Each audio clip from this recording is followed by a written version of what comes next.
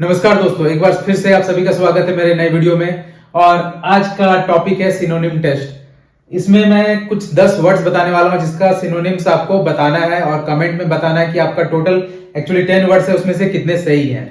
शुरू करने से पहले मैं बता दूं कि इन सिनोनिम्स में जितने सारे वर्ड्स है मैं अपने वोकेबुलरी शॉर्ट्स में बता चुका हूं। और अगर अभी तक आपने इस चैनल को सब्सक्राइब नहीं किया तो सबसे पहले इस चैनल को सब्सक्राइब कर लेना for daily vocabulary shorts, English grammar मतलब कॉम्पिटिटिव इंग्लिश के लिए या फिर एकेडमिक इंग्लिश।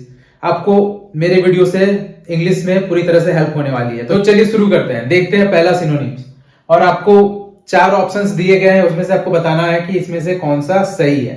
अगर आपने मेरे शॉर्ट्स देखे होंगे तो 100% आपका 10 में से 10 सही होने वाला है। तो पहला वर्ड है सिनोनिम ऑफ रिलक्टेंट। इसके ऑप्शंस है विलिंग, ईगर, अनविलिंग, एक्साइटेड। आप मुझे बताओ कि इसमें कौन सा सही है, विलिंग, ईगर, अनविलिंग या एक्साइटेड। आपने अपना नोटबुक में लिख लिया है कि आपका कौन सा, आपके हिसाब से कौन सा सही होने वाला है। तो अगर आपने अनविलिंग टिक किया है तो आप बिल्कुल सही हो। रिलक्टेंट मतलब भी अनिच्छुक होता है और अनविलिंग मतलब भी अनिच्छुक, मतलब इच्छा ना करना। रिलक्टेंट मतलब भी इच्छा ना करना, अनिच्छुक। अनविलिंग मतलब भी इच्छा ना करना। दूसरा वर्ड है सिनोनिम्स ऑफ अजाइल। अब मुझे बताओ कि अजाइल का सिनोनिम क्या होगा। क्लमजी, एक्टिव, लेजी या हेवी। अगर आपने मेरे शॉर्ट्स ध्यान से देखे होंगे तो इस अजाइल का मैंने वोकेबलरी बताया है और इसका सही आंसर होगा, अगर आपने इस एक्टिव को टिक किया है तो आप बिल्कुल सही है। अजाइल मतलब फुर्तीला, एक्टिव मतलब भी फुर्तीला। तीसरा है सिनोनिम्स ऑफ यर्निंग। यर्निंग का मतलब बताओ क्या होगा इसका सिनोनिम्स। सेटिस्फैक्शन, डिसगस्ट, डिजायर या बोर्डम। अगर आपने डिजायर टिक किया है तो आप सही हो, क्योंकि यर्निंग मतलब भी होता है ललक, तड़प, इच्छा। तो डिजायर मतलब भी होता है इच्छा करना। फोर्थ है सिनोनिम्स ऑफ बेनेवोलेंट। अब बताओ इसका क्या होगा सिनोनिम्स। काइंड, क्रूअल, रूड, हर्ष। इसको हम लोग पढ़ेंगे बेनेवोलेंट। तो इसका बेनेवोलेंट मतलब होता है दयालु। तो इसमें से आपका कौन सा लग रहा है कि कौन सा वर्ड दयालु का है। तो यहाँ पे काइंड होगा। अगर आपने टिक किया है काइंड तो आप बिल्कुल सही है। काइंड मतलब भी दयालु और बेनेवोलेंट मतलब भी दयालु।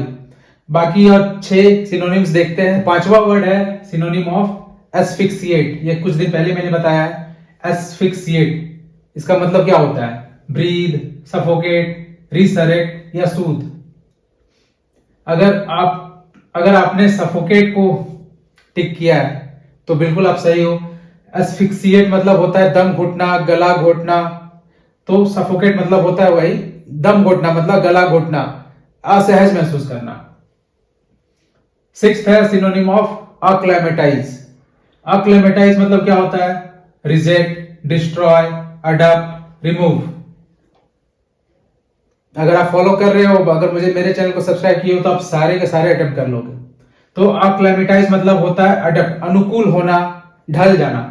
उसके हिसाब से ये आंसर सही है, अडप्ट, ढल जाना। 7th synonyms of cloud. Weakness, influence, silence या शैडो। क्या होगा। अगर आपने इसे टिक किया इन्फ्लुएंस तो आप बिल्कुल सही है। क्लाउड मतलब होता है दबदबा, प्रभाव, असरदार। तो इन्फ्लुएंस मतलब असर, दबदबा, प्रभाव। तो क्लाउड का सिनोनिम्स होगा इन्फ्लुएंस। 8th वर्ड है सिनोनिम्स ऑफ सन। सन मतलब क्या होता है। Avoid, greet, impress, welcome. Shun मतलब होता है दूर रहना, त्याग करना, बचना। तो उसका सिनोनिम्स होगा अवॉइड। अगर आपने अवॉइड टिक किया है तो बिल्कुल सही है। 9th synonyms of diabolical. Angelic, evil, friendly, soft. Diabolical मतलब होता है क्रूर, दुष्ट, बुरी ताकत, बुरी शक्ति। तो इसका सिनोनिम्स होगा एविल। अगर आपने एविल टिक किया है तो बिल्कुल सही है। लास्ट और 10th है सिनोनिम्स ऑफ बिसीज। कुछ दिन पहले मैंने बताया। तो क्या होगा इसका correct answer. Defend, protest, surround, free. इसका सिनोनिम क्या होगा। बिसीज मतलब होता है चारों ओर से घेर लेना। तो इसका सही आंसर होगा सराउंड। अगर आपने सराउंड टिक किया है तो आप बिल्कुल सही है। तो आप मुझे कमेंट बताओ इन 10 सिनोनिम्स में आपका कितना सही हुआ।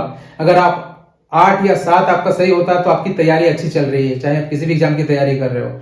और इंग्लिश बहुत इंपॉर्टेंट होता है किसी भी एग्जाम में, मतलब एक एडवांटेज रहता है। अगर आपको इंग्लिश आती है अच्छे से तो आपके पास एडवांटेज है, सिलेक्शन का आपका चांसेस बढ़ जाता है। और उसमें वोकेबलरी मेन होता है।